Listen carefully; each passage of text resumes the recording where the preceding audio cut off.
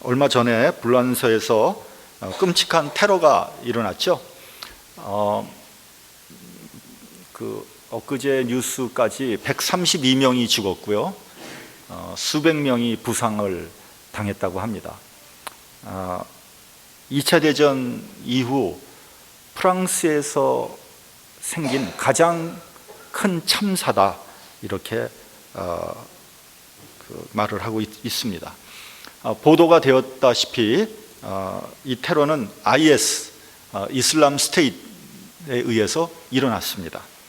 주범으로 지목된 아바우드라는 청년은 벨기에에서 태어나서 교육을 받고 자란 모로코계 무슬림 청년입니다.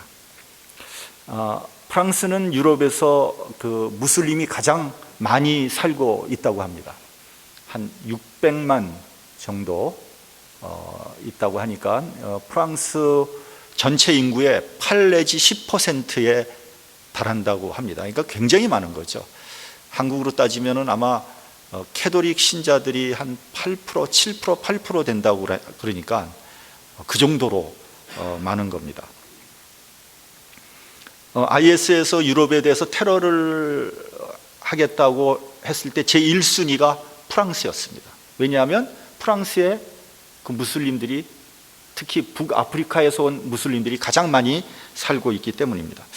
여러분 혹시 프랑스에서 제일 아주 가장 유명한 축구 선수 누구 기억하세요? 예? 지단. 예. 프랑스 월드컵에서 프랑스를 우승으로 이끈 알트 사커의 지휘자 지네딘 지단, 어디 출신인지 아세요? 예? 지금 나온 것 같은데? 알제리, 맞습니다. 알제리에서 이민 온 이민 2세입니다. 여러분 이방인이라는 소설을 써서 노벨 문학상을 받은 사람 누구? 이방인, 유명한 소설이 알베르토 까뮤. 이 사람도 알제리계 프랑스인입니다. 이방인에 나오는 주인공 메루소, 이 사람도 역시 알제리계 프랑스인입니다. 주인공 메루소는 바로 까뮤 자신을 표현하는 거죠.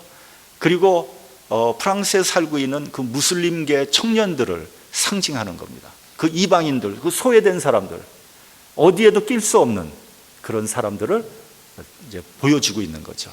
역시 지금 잡도 없이 그 사회에 적응하지 못하는 그 청년들을 상징한다, 이렇게 우리가 볼 수 있습니다. 그들이 지금 차별받으면서 무시당하면서 프랑스에서 이방인으로 그렇게 살고 있죠.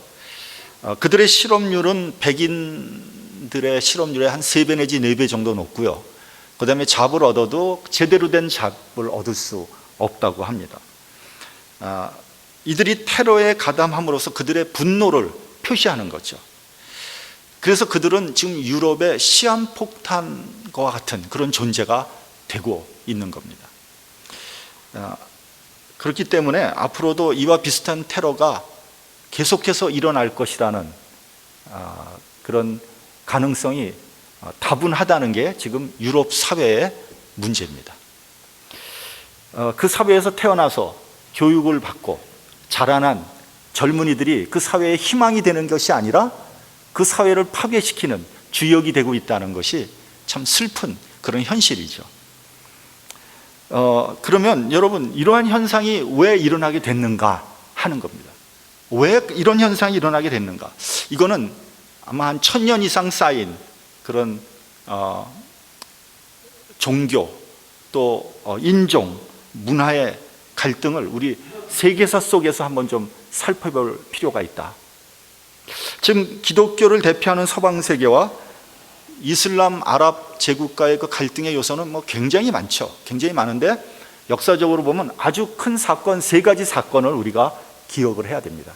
그냥 상식이라고 생각하고 들으시기 바랍니다. 첫째는 11세기부터 시작된 200년간의 십자군 전쟁이에요. 여러분 많이 들어보셨죠? 십자군 전쟁. 이 십자군 전쟁의 시초는 이렇게 시작됩니다. 이제 예루살렘을 그 당시에 점령하고 있던 나라가 세계 제국이었던 터키였습니다. 셀주크 터키라는 그 나라였는데 거기서 예루살렘으로 이렇게 순례를 오는 그 기독교인들에게 아주 과다한 통행세를 책정을 한 거예요. 그러니까 그들이 왕래하는 것을 원천 봉쇄를 하려고 했던 거죠. 두 번째는 그 터키는 막강한 군사력을 가지고 그 당시 콘스탄티노플, 지금의 이스탄불을 공격해서 동로마 제국이 1000년 동안 이어져 내려왔던 동로마 제국이 풍전등화와 같이 위험하게 된 거예요. 그래서 동로마 제국의 황제가 유럽 여러 나라들에게 도움을 요청합니다. 그래서 유럽 여러 나라들은 교황을 중심으로 이 전쟁에 참여하기로 결정을 하죠. 이 교황은 이 전쟁을 명분을 어떻게 세웠냐면 예루살렘을 회복하는 전쟁으로 이 전쟁을 명분을 바꿔버린 거예요. 그래서 이 전쟁이 아주 참혹한 종교 전쟁으로 변질이 됩니다.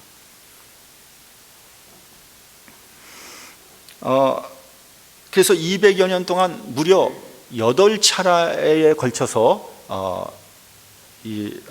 원정을 했는데 이 사건으로 말미암아 기독교와 이슬람은 건널 수 없는 강을 건너고 말았어요. 너무너무 참혹했기 때문에 원수가 됐죠. 그리고 그 십자군 전쟁은 실패로 끝나고 맙니다. 그런데 역설적이게도 이 십자군 전쟁으로 말미암아 중세 1000년간의 암흑 시기가 끝나고요. 그때부터 종교 개혁이 일어나고 르네상스 시대가 도래하게 된 겁니다. 둘째로는 18세기부터 있었던 식민지 정책입니다. 산업혁명에 성공한 서유럽 국가들이 상품을 대량 생산하기 시작했어요. 대량 생산하면 그 물건을 어떻게 해야 됩니까? 팔 데가 있어야 될 거 아니에요. 그 팔 데를 찾아 나선 것이 식민지입니다. 그 역사적인 배경을 여러분들 좀 알 필요가 있어요. 그 상품을 팔지 않으면 그 공장과 회사가 문 닫을 거 아니에요. 그리고 그 나라의 경제도 파산에 이르게 됩니다. 그러니까 이들은 그 상품을 팔 식민지를 개척하기 위해서 생사를 건 전쟁을 하게 되는 거죠. 그 중에서도 영국과 불란서는요, 세계 각처에서 식민지를 놓고 처절한 경쟁을 벌이게 됩니다. 근데 그 북아프리카 그 일대, 이집트서부터 시작해서 리비아, 세네갈, 또 모로코 그 전체 그 광대한 지역에서 전쟁이 벌어지는데 영국이 번번이 프랑스를 이깁니다. 근데 이 전쟁을 일거에 바꿔버린 사람이 있어요. 프랑스의 그 유명한 영웅 누구요? 보나파르트 나폴레옹입니다. 나폴레옹이 아프리카를 원정해서 완전히 휩쓸어 버렸어요. 그 광대한 지역을 다 차지하고 맙니다. 프랑스가. 근데 그 이후에 이제 수에즈 운하 경영권을 놓고 영국과 프랑스가 다시 한번 격돌을 합니다. 근데 그때 영국이 이깁니다. 그래서 오직 아프리카에서 북아프리카에서 이집트는 영국의 지배하에 들어가지만 나머지는 전부 다 프랑스가 차지하게 되죠. 그래서 그 많은 지역을 다 불어를 쓰지 않습니까? 그 사람들. 그 사람들이 이제 그때부터 프랑스로 이민을 와서 프랑스에 살면서 많은 문제들을 일으키기 시작합니다. 세 번째는 이스라엘의 독립입니다. 우리가 알다시피 2차 대전 때 독일은 유대인들 600만을 학살을 하죠. 근데 유대인들이 그 당시에 부를 다 축적하고 있었거든요. 이 유대인들이 연합군들을 도웁니다. 경제적으로, 정치적으로 도와서 연합군이 이길 수 있는 그 많은 기여를 하게 되죠. 그래서 전쟁에서 이긴 연합군들은 유대인들에게 큰 빚을 지게 됩니다.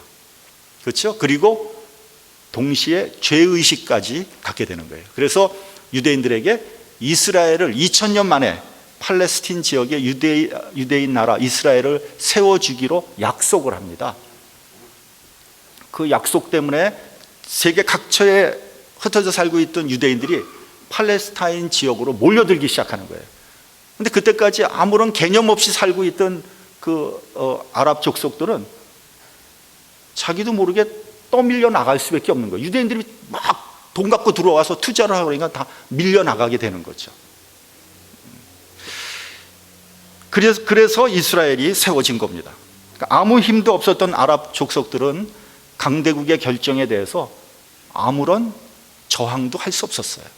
그러나 그들의 마음속에는 그 서방 제국에 대한 그런 그 반감이 갈수록 더 커지게 된 겁니다. 지금까지 석유를 중심으로 한 이권 다툼, 그리고 종교적인 갈등, 아랍 민족주의가 뒤섞여서 그 갈등이 지금 최고조에 이르고 있는 겁니다. 그래서 테러 집단들이 여기저기서 우후죽순처럼 생겨나는 겁니다.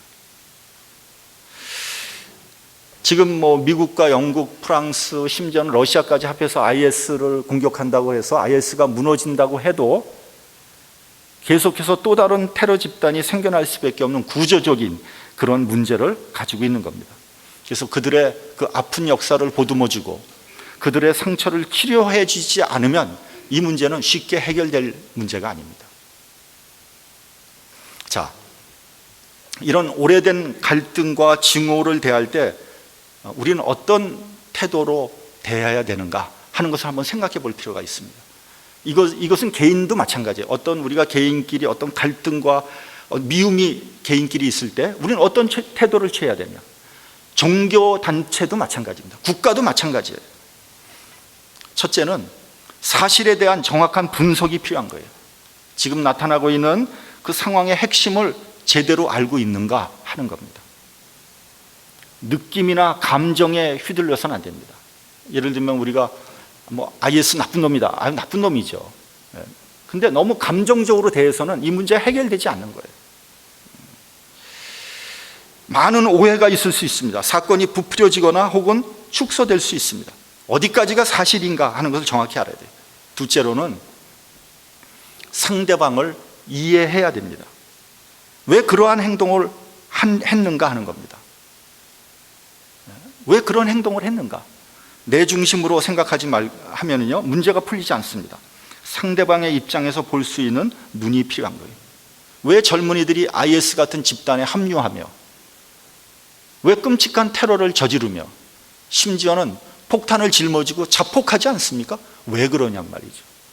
아니 우리 목숨 귀한 거 마찬가지, 그들의 목숨도 귀하잖아요. 그것을 그들의 입장에서 살펴봐야 됩니다. 셋째는 인간의 한계를 깨달아야 됩니다. 여러분 우리가 안다고 다 문제를 해결할 수 있는 게 아닙니다. 인간의 능력으로 모든 문제가 다 해결될 수 있는 것도 아닙니다.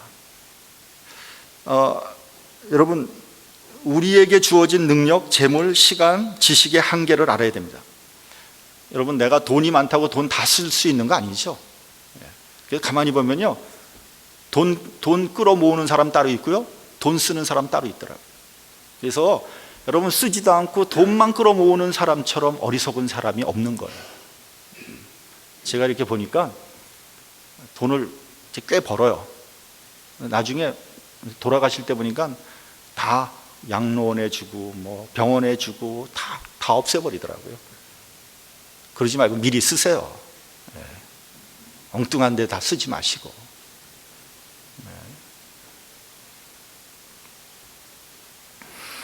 여러분 산의 진미가 차려져 있다 그래도요 그거 내가 먹을 수 있는 부분은 얼마 되지 않아요.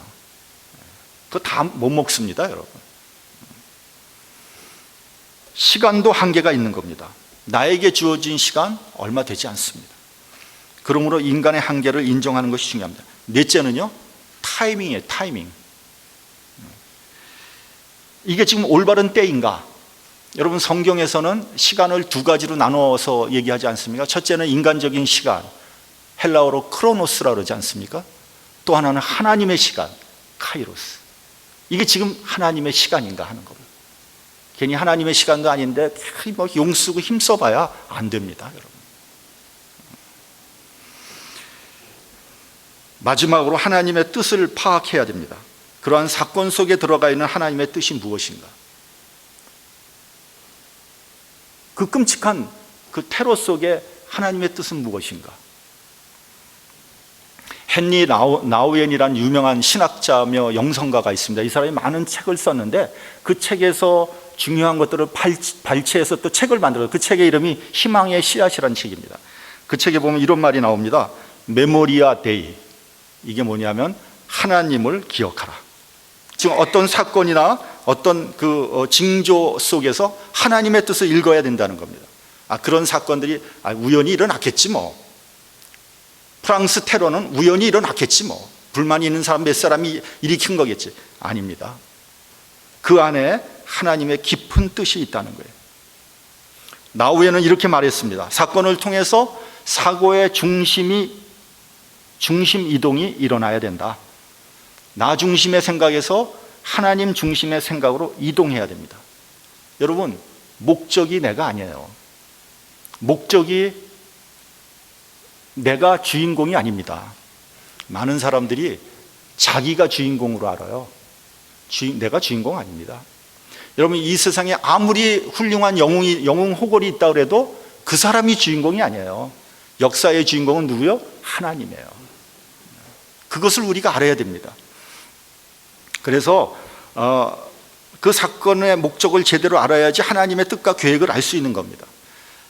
나는 그분의 뜻의 그저 한 부분을 담당하는 거예요. 그러면 나의 역할을 다 하는 겁니다. 그렇게 함으로써 하나님께 영광을 돌리는 겁니다. 여러분, 성경을 보면요, 성경에 여러 사건들이 나오는데요, 그런 사건을 인간 중심으로 보면 안 되는 거예요. 성경이 이해되지 않습니다. 오히려 시험에 듭니다. 성경의 사건들은 전부 그 갈등 속에 있는 겁니다. 인간 중심으로 볼 것인가? 아니면 하나님의 중심으로 볼 것인가?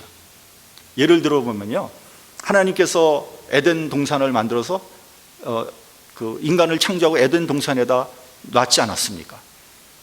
근데 그 동산 중앙에 선악과를 만들어 놓으신 거예요. 그럼 왜 만들어 놨냐는 거죠. 그 왜 괜히 만들어서 그것만 없으면 아무런 문제가 없을 텐데, 그럼 인간이 죄를 짓지도 않았을 텐데. 그게 바로 인간 중심적인 생각이라는 거예요.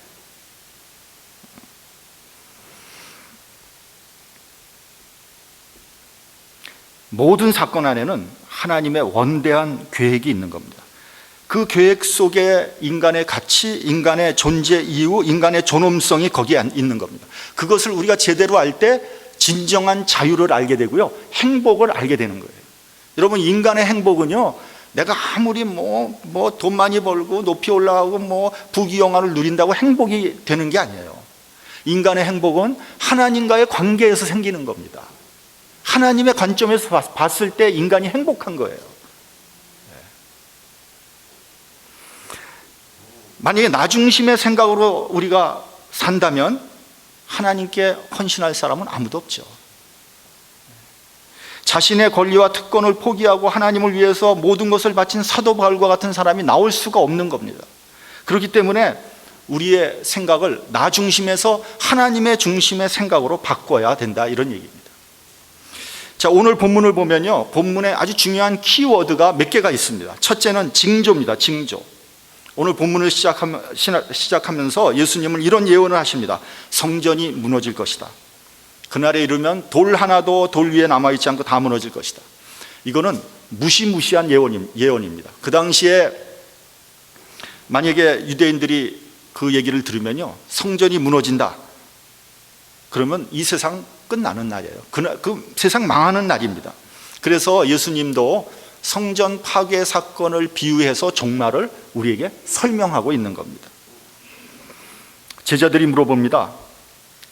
이런 일이 이루어질 때 무슨 징조가 있겠습니까? 징조, 굉장히 중요합니다. 모든 사건에는 징조가 있습니다. 징조를 미리 안다면 우리는 이에 적절한 대비를 할 수 있겠죠. 예를 들면 미국의 9.11 테러도요, 징조가 있었다는 거예요. 미국이 이미 알고 있었다는 거예요. CIA, FBI가 알카에다 집단이 미국의 테러를 계획하고 있다는 걸 알고 있었다는 거예요.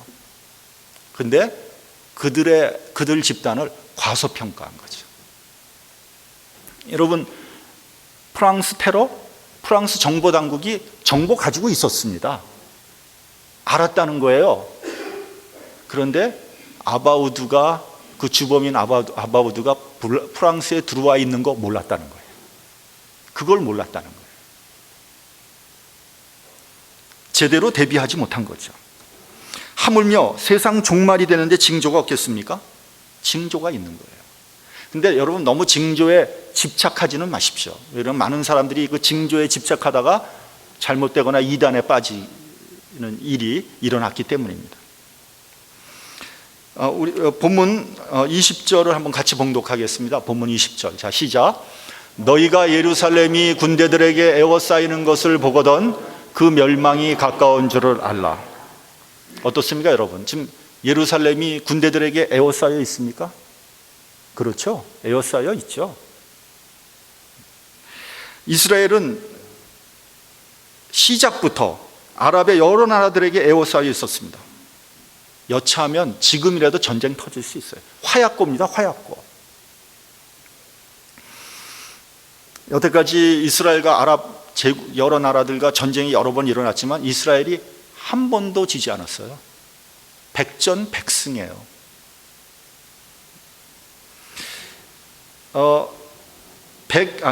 1200만의 유대인들과 5억의 아랍인, 그 전쟁에서 이스라엘이 한 번도 지지 않았다.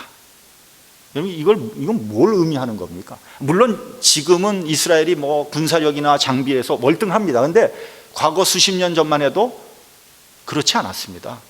아랍이 훨씬 더 군대도 많았고 장비도 많았습니다. 근데도 이기지 못했어요. 그럼 뭘 의미하는 겁니까? 그 안에 하나님의 뜻이 있다는 거 아닙니까? 또 하나의 징조는 마태복음에 보면 멸망에 가증한 것이 거룩한 성전에 선 것을 보게 될 때, 멸망에 가증한 것이 거룩한 하나님의 성전에 서게 된 것을 보게 될 때, 그 종말의 징조라는 겁니다. 여러분, 멸망에 가증한 것이 무엇입니까? 우상입니다.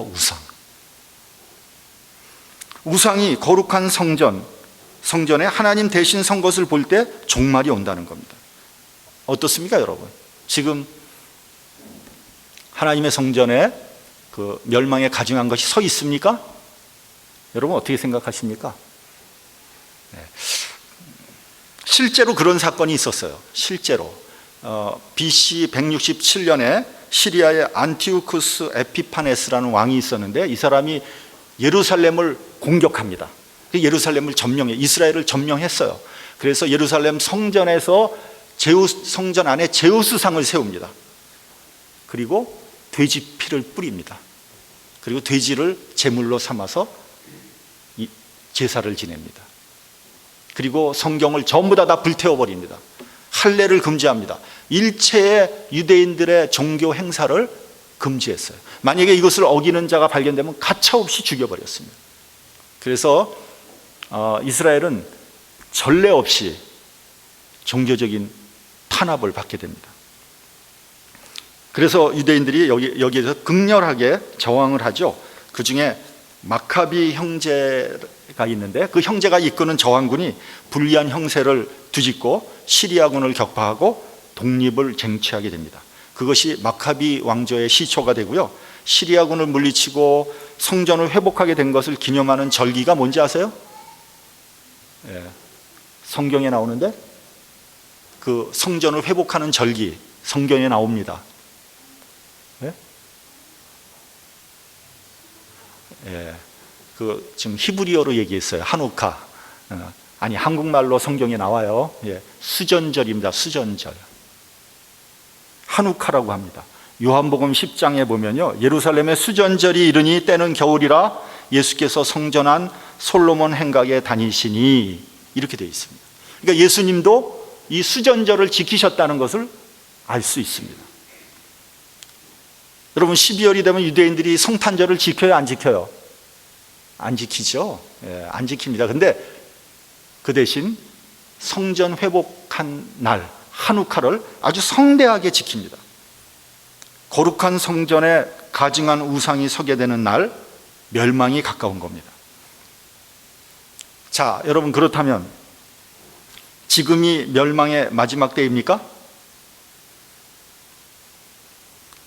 그건 저도 잘 모릅니다. 다만 그때가 되면 우리 그리스도인들이 대충 눈치를 채게 될 겁니다. 미련한 사람들, 세상적인 사람들은 여전히 세상에서 먹고 마시고 즐기겠지만 우리 그리스도인들은 깨어 있다면 아마 알 수 있을 겁니다. 근데 문제는 그 다음이에요. 엄청난 환란이 오게 될 것입니다. 본문에 의하면 산으로 도망가라 그랬어요. 그때 아이 뵌 자, 젖먹이는 자가 있는 사람, 화가 있을 것이라고 했습니다. 심지어는 1월 성신의 변화가 생길 것이며 하늘의 권능이 흔들릴 것이라고 했습니다. 그러니까 우주적인 재난이 온다는 거죠. 그날은 형벌의 날이며 심판의 날입니다. 자세한 내용은 요한계시록에 기록되어 있습니다.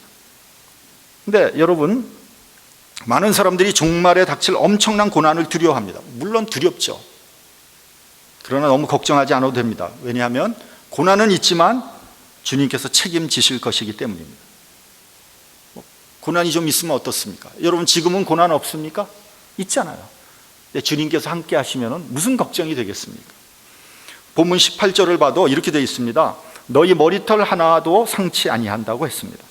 근데 여러분, 오늘 본문에서 가장 중요한 말씀은 이것입니다. 우리 본문 28절 봉독하겠습니다. 28절. 자, 시작. 이런 일이 되기를 시작하거든 일어나 머리를 들라 너희 속량이 가까웠느니라 하시더라. 징조도 중요하고 환란도 중요하고 심판도 중요합니다. 그러나 이런 사건들의 목적이 무엇인가 하는 겁니다.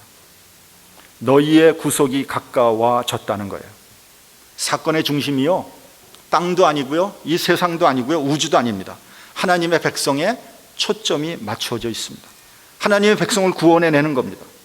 예루살렘이 망하고 하나님의 성전에 우상이 서고 전쟁과 살육이 일어나고 1월 성신이 움직이는 상상을 초월하는 그러한 엄청난 재난이 발생될 겁니다. 사람들은 두려워 떨 것입니다. 그런데 그때 인자가 구름을 타고 능력과 큰 영광으로 오게 될 것입니다. 그런 일이 일어나면 뭐라 그랬어요? 본문에 보면 그런 일이 시작되거든 일어나 머리를 들라. 이건 굉장한 말씀입니다. 어디 가서 숨으라고 얘기하지 않았어요. 눈물을 흘리고 탄식하라고 그러지 않았어요. 일어나 머리를 들라. 왜요? 주님이 오시기 때문에. 구속이 가까이 왔기 때문에. 하나님의 나라가 이루어지기 때문입니다. 어거스틴이 쓴 하나님의 도성이라는 책이 있습니다. 1000년을 이어온 로마 제국, 역사상 가장 크고 강력했던 로마가 AD 410년에 야만족 고트족의 침입으로 멸망하게 됩니다.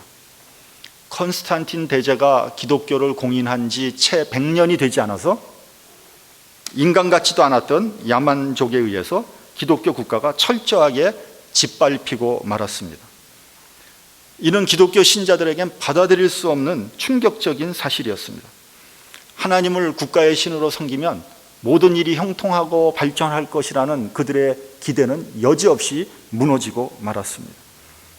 하나님의 나라, 로마의 멸망을 누가 책임질 것인가? 도대체 뭐가 문제인가? 누가 잘못해서 하나님의 나라 로마가 망하게 되었는가? 어거스틴은요, 이 하나님의 도성이라는 책을 쓰면서 그 결론을, 그 해답을 우리에게 말해줍니다. 결론은 세상적인 나라는 망해도 하나님의 나라는 영원하다는 겁니다. 로마라는 세속적인 나라는 망하고 진정한 하나님의 나라가 도래한다는 겁니다. 여러분, 우리는 지금 격동하는 시대 속에 살아가고 있습니다. 굉장히 위험한 시대입니다. 모든 것이 뒤죽박죽입니다. 하나님의 성전에 가증한 우상이 서 있습니다. 하나님의 성전이 하나님의 성전이 아니에요.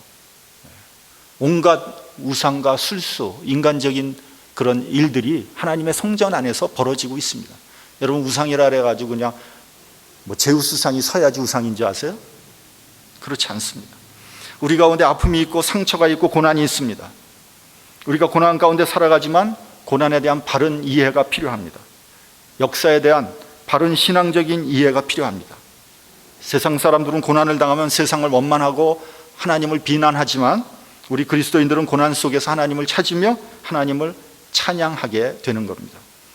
고난 속에서 하나님의 뜻과 계획을 깨닫고요, 고난 가운데 구원의 은혜를 깨닫고요, 하나님께 영광을 돌리는 저와 여러분이 되시기를 주님의 이름으로 간절히 축원합니다.